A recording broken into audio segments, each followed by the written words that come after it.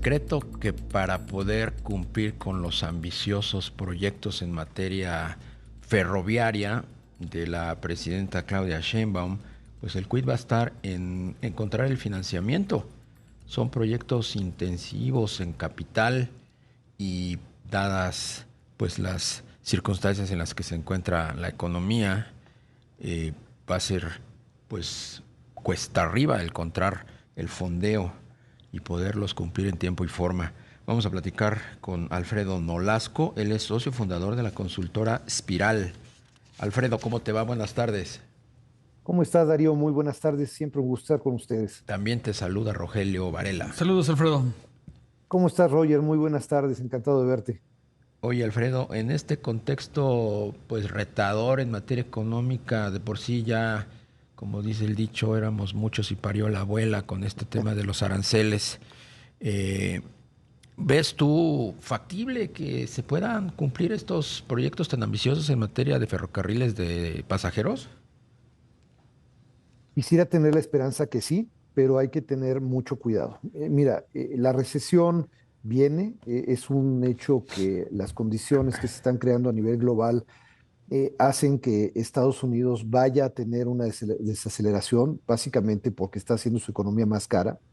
Y al hacer la economía de Estados Unidos más cara hace que tengamos mucho menos consumo y por lo tanto vas a tener un efecto sobre las importaciones y exportaciones. Lo que estamos viviendo hoy es un evento mayor. Estamos viendo un evento similar al que pasó cuando cayó el sistema de Bretton Woods.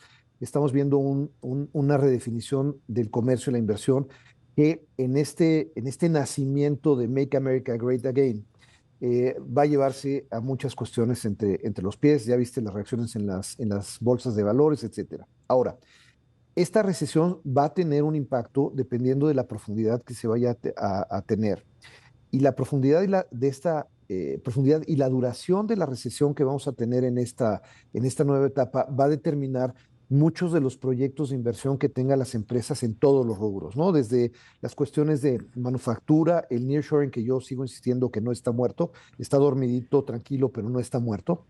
Y esto evidentemente tiene un impacto muy importante sobre los distintos proyectos de infraestructura que dependen del financiamiento público, que a su vez dependen de los ingresos que tengan los estados, ¿no? Entonces, los proyectos como los de infraestructura estratégicos de largo plazo, como los que se presentaron en el programa de la presidenta Sheinbaum, pues son muy vulnerables, ¿no? Los proyectos de trenes de pasajeros dependen de muchos factores, dependen de los factores de los altos costos de implementación en el corto plazo y del largo plazo en la recuperación. Entonces, estos proyectos son particularmente vulnerables y hay que ver quién se anima a invertir en largo plazo. Yo creo que hoy pasan a un segundo o tercer plano en la estrategia de desarrollo, sin embargo, hay que mantenerlos en el radar. Claro. Alfredo, entonces, ¿cómo podría ser el esquema de financiamiento para estos programas tan ambiciosos de construir ferrocarriles de pasajeros en el caso de que el gobierno pues insista en esta idea? Bueno, el gobierno tiene una bolsa limitada, ¿no? Depende de los ingresos que vaya a tener y como lo hemos discutido en otras ocasiones, el gobierno tiene más deuda y hemos visto que el monto de la deuda del gobierno de México es ya bastante alta o incrementa los impuestos, que es una de las políticas que no se van a implementar de acuerdo con los comentarios que ha hecho la Secretaría de Hacienda y la misma Presidente Sheinbaum. O el tercero es recortar gasto público para dirigirlo a los proyectos de infraestructura. Esto fuera inversión pública. Yo no veo que en una coyuntura actual vayan a reducir los programas de apoyo social para dirigirlos hacia los programas de infraestructura. Entonces, la parte pública la veo complicada, al menos en el corto plazo.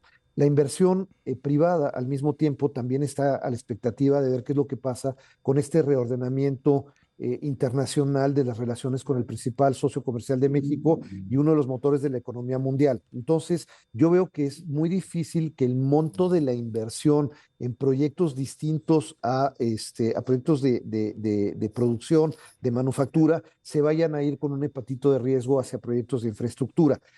Posiblemente nos equivoquemos y podemos tener cooperación internacional, etcétera.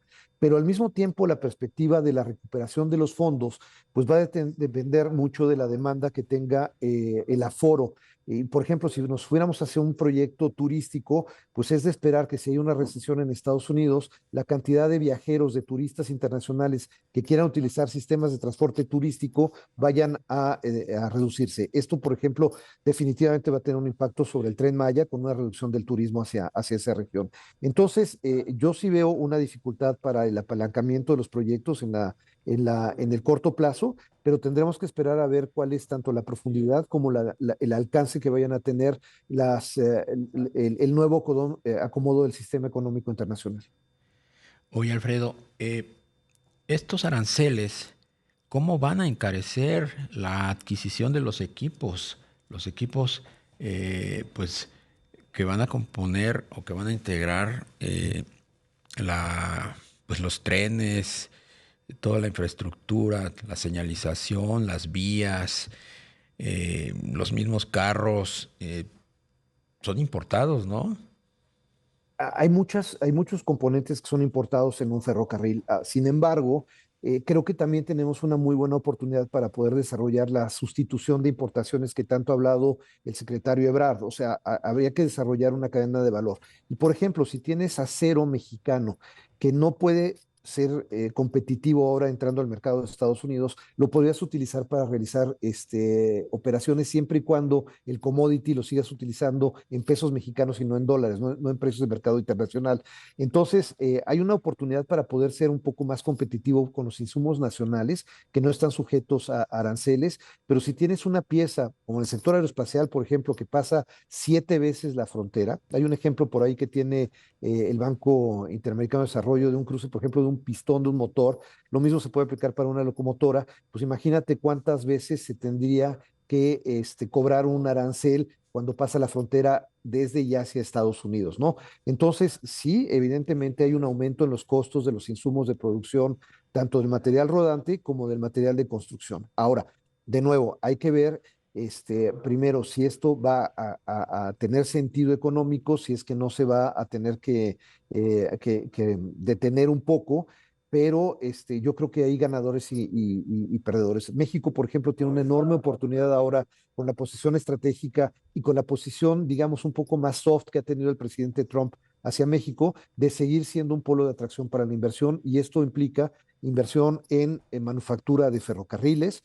Yo no negaría, por ejemplo, que nuestros buenos amigos de CAF o de Alstom, o incluso las mismas empresas chinas invirtieran en México por la posibilidad de invertir y vender en México y en países distintos a los de Estados Unidos, ¿no? O sea, México se puede convertir en un hub de manufactura, y yo creo que uno de los puntos que tendríamos que trabajar es aumentar paulatinamente la diversificación de nuestros mercados incluidos los temas de infraestructura. Alfredo, y de los proyectos ferroviarios de pasajeros que se han anunciado, ¿cuáles ves que sí podrían concluirse, pues dadas las condiciones de pues magnitud del proyecto, etcétera, que involucren pues menos posibilidades de financiamiento? Yo creo que el que tiene mayor sentido son los que están, o los que tienen mayor sentido son los que están alrededor de la zona urbana de la Ciudad de México. Yo creo que es fundamental para darle viabilidad al aeropuerto Felipe Ángeles terminar la ramal del suburbano hacia allá y continuarlo hacia el Valle de Tizayuca y hacia Pachuca. Ese proyecto tiene cierto sentido por el aforo. Otro proyecto que creo que es viable, sobre todo si se hace de manera lógica y con una lógica económica, es el México-Querétaro y eventualmente su extensión hacia Guadalajara. Fuera de eso, yo veo muy difícil que se puedan hacer los proyectos, los tan ambiciosos como a Nuevo Laredo desde Monterrey, o el de Aguascalientes, Ciudad Juárez, y mucho menos el que vaya por la costa del Pacífico hacia Hermosillo, Nogales. Yo creo que si ahora tuviéramos que hacer un recorte como el que se hizo al final del periodo del presidente Peña Nieto, yo me concentraría en los proyectos suburbanos de Hidalgo y de Querétaro. Pues vámonos olvidando de esos tres que acabas de mencionar, porque la verdad están muy lejanos y son poco atractivos desde el punto de vista de su productividad. Alfredo Nolasco, socio fundador de la consultora Espiral, como siempre, muchas gracias por permitirnos platicar contigo. Muchas gracias a ustedes, que tengan muy buena tarde, y si no hablamos antes, muy feliz Semana Santa. Gracias, Gracias, igualmente Alfredo. para ti.